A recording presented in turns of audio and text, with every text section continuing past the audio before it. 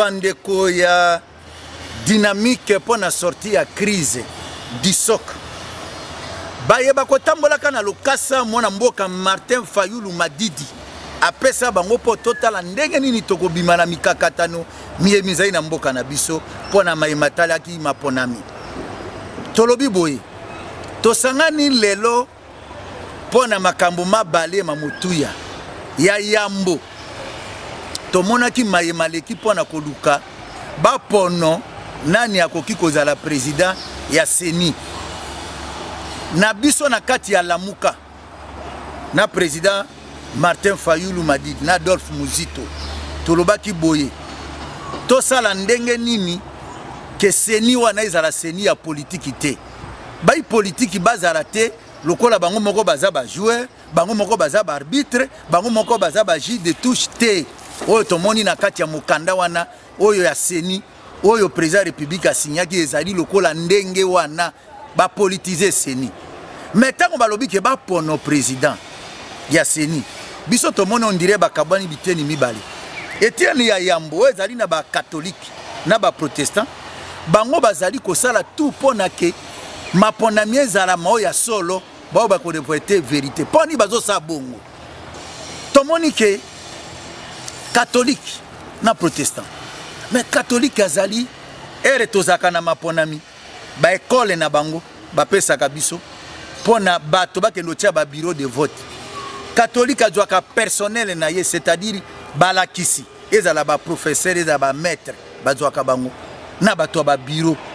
Tomoni ke catholique azako lité nyonso pona nini on dehors ba infrastructure wana catholique lelo ba paroisse tondi ebele population ebele yazai na pasi na motema pona ba élection za ya solo po soki peuple aponi moto ana gérer po mboka ebima na pasi talelo kozo sala lelo cardinal Mbongo yango wana o bato ba oloba o cardinal za ina parti prité amoni mayeba bande kone ba leka liboso bazoloba mosengo aloba tera loba ezandenge wana eloko tolingi koloba ya liboso ya ngwana bongo ba yemosusu wana batikali bango moko bazaka na bato te po tolingaki koyoka ke église oyo ou bien paroisse oyo ou bien ndenge baza ebele ba église de réveil moto na moto aya na moto bango bazelaka baya kopesa bango moto kopesa na pouvoir à lobby nazana moto tel bino sisi boke ndo voter pour moto analeka oboso te bosa vote boyela biso yi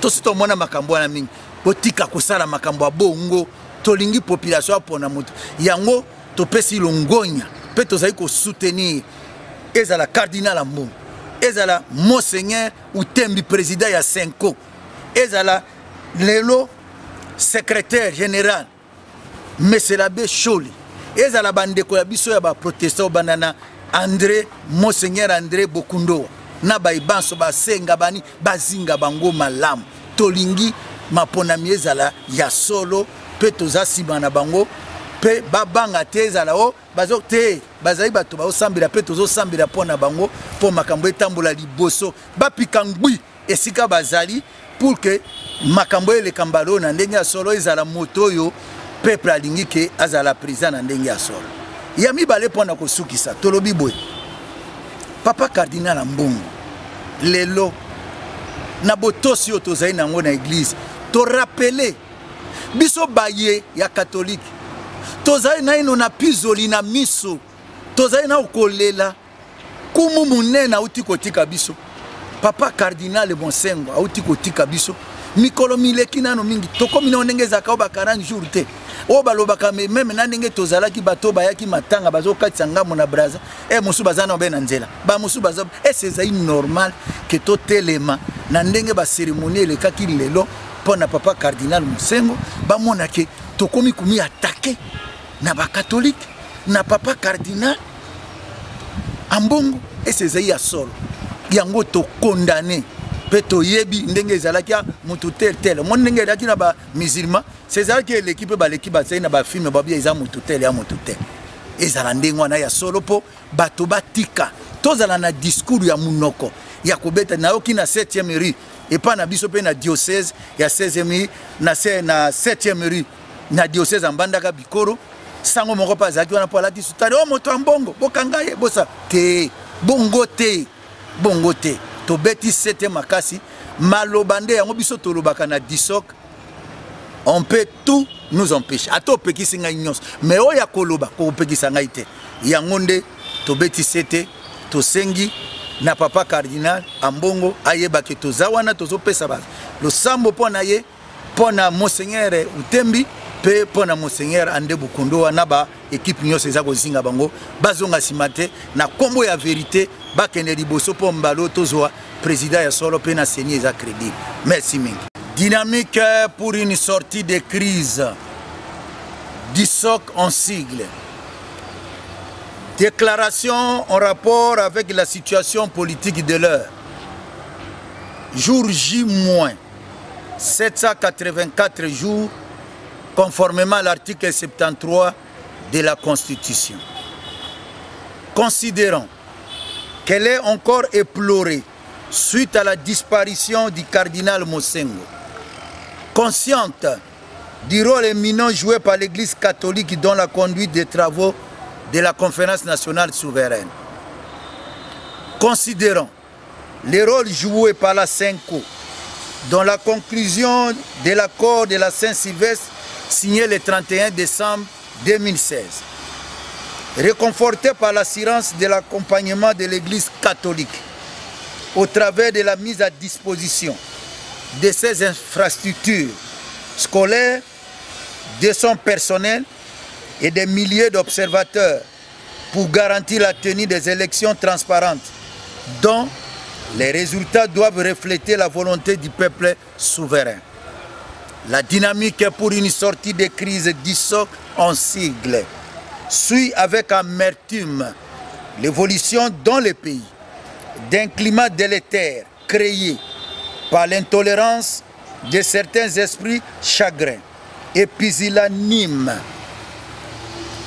En rapport avec cette situation nuisible, la dynamique pour une sortie de crise DISOC en sigle 1.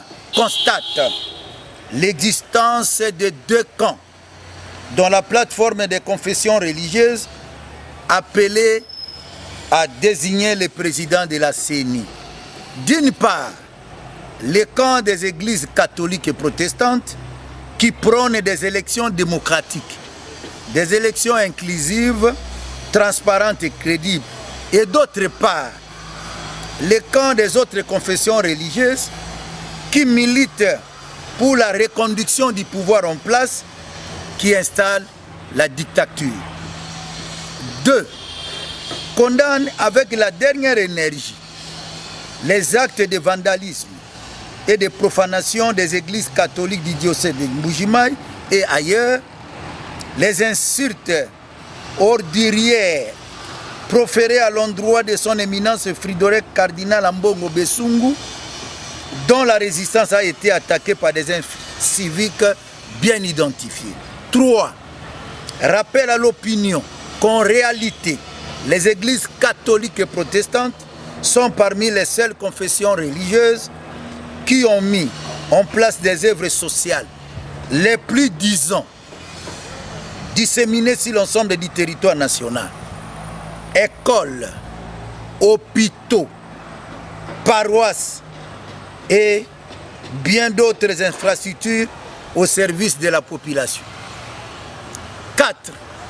Encourage et félicite l'ordre et la discipline qui caractérise la Ligue des jeunes de la coalition Lamouka, incarnée par le président Martin Fayulu Madidi et Adolphe Mouzito, qui, nonobstant les frustrations subies, restent attachés à la promotion de la paix et des valeurs républicaines.